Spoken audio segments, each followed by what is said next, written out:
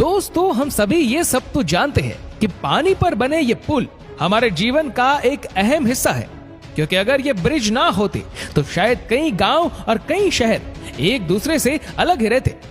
इन bridges की मदद से हम पानी से ऊपर निकलकर अपना समय और ईंधन दोनों ही बचा लेते हैं।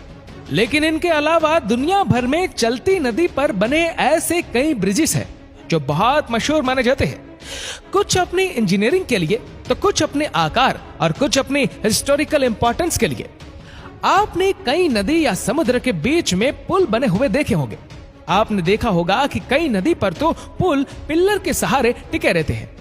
इन पिल्लर को देखकर कभी आपके दिमाग में यह सवाल जरूर आया होगा कि आखिर इस नदी के बहाव के बीच इन पिल्लर को कैसे बनाया गया होगा और पुल बनाने के लिए किन तरीकों का इस्तेमाल किया गया होगा। अगर आपके मन में भी ये सवाल है कि आखिर नदी या समुद्र के बीच में पुल का निर्माण कैसे किया जाता है, तो इस वीडियो को अंत तक जरूर देखिएगा। इंजीनियरिंग डिजाइन के आधार पर नदी पर बनने वाले पुल कई तरह के हो सकते हैं। किसी भी ब्रिज का निर्माण जगह के आधार पर किया जाता है। एक प्रकार का ब्रिज सभी जगह पर बनाना संभव नहीं, इसलिए ब्रिज भी जगह के आधार पर ही बनाए जाते हैं। नदी पर जो ब्रिज बनाए जाते हैं उसके 3 टाइप्स होते हैं: beam bridge, suspension bridge, arch bridge. Pillar वाले पुल बनाने के लिए पहले पानी की गहराई, पानी की बहने की स्पीड, पानी के नीचे की मिट्टी की क्वालिटी, ब्रिज बनाने पर पड़ने वाला भार और ब्रिज बनने के बाद गाड़ियों के भार आदि पर गहरा रिसर्च किया जाता है। इस रिसर्च के बाद ही पुल बनाने का काम शुरू होता है। पुल में भी नींव बनाई जाती है और पूरे प्रोजेक्ट के आधार पर नींव को लेकर भी पहले प्लान बना लिया जाता है। वैसे पानी के बीच में रखी जाने वाली नींव को कॉफर डैम कहते हैं। ये कॉफर डैम एक तरीके से ड्रम के जैसे होते हैं। कॉफर डैम स्टील की बड़ी बड़ी प्लेट्स के जरिए बनाया जाता है। ये कॉफर डैम गोल या स्क्वायर भी हो सकता है, जिन्हें क्रेन आदि के माध्यम से पानी के एकदम बीच में स्थापित किया जाता है। कॉफर डैम को पानी के अंदर रखने के बाद इसके अंदर जो पानी भरा होता है उसे बाहर निकाल दिया जाता है, जिस वजह से यहाँ सूखी खाली जगह बन जाती है और इस कॉफर डैम में नीचे की मिट्टी दिखाई देने लगती है और वहां पिल्लर बनाने का काम शुरू होता है। इसके अंदर जाकर कई वर्कर और इंजीनियर काम करते हैं और मजबूत पिल्लर बनाया जाता है। फिर पिल्लर बनाने के बाद ब्रिज का काम शुरू होता है। हालांकि जब पानी गहरा होता है तो इस कॉफर डैम के जरिए पुल नहीं बनाया जा सकता है। जहां पानी ज्यादा गहरा होता है वहां पहले रिसर्च करके जमीन के नीचे कुछ पॉइंट्स बनाए जाते हैं जहां मिट्टी अच्छी हो और जमीन पिलर बनाने लायक हो।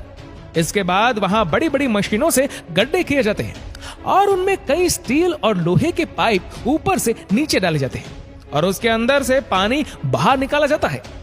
फिर इस पाइप में सीमेंट या फिर कंक्रीट का मिक्सचर भरा जाता है। ऐसे ही कई पाइप मिलकर एक पिलर बनाते हैं। जैसे जैसे पिलर बनते जाते हैं वैसे वैसे उनके ऊपर रोड भी तैयार किया जाता है।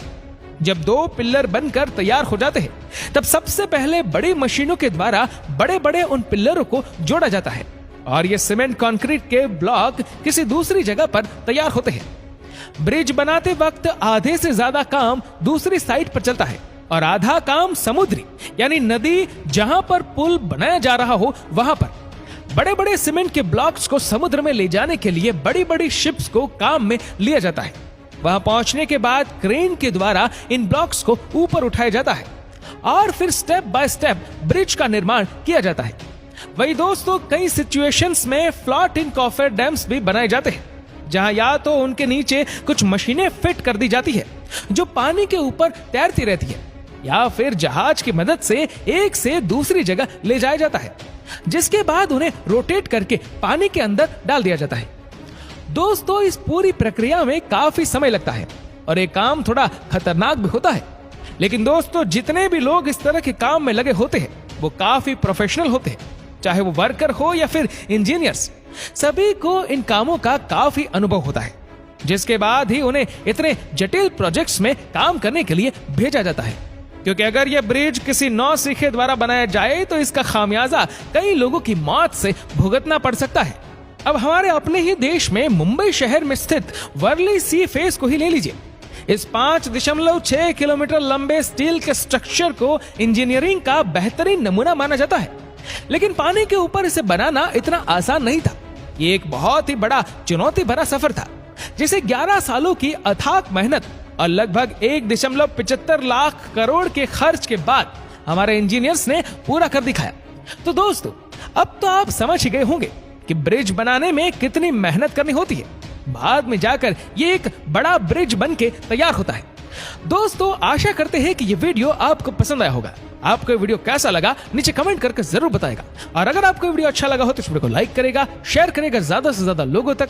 और ऐसी ही और भी रोचक जानकारियों के लिए सब्सक्राइब करें हमारे यूट्यूब चैनल को और फेसबुक पर फॉलो करें हमारे पेज को। धन्यवाद।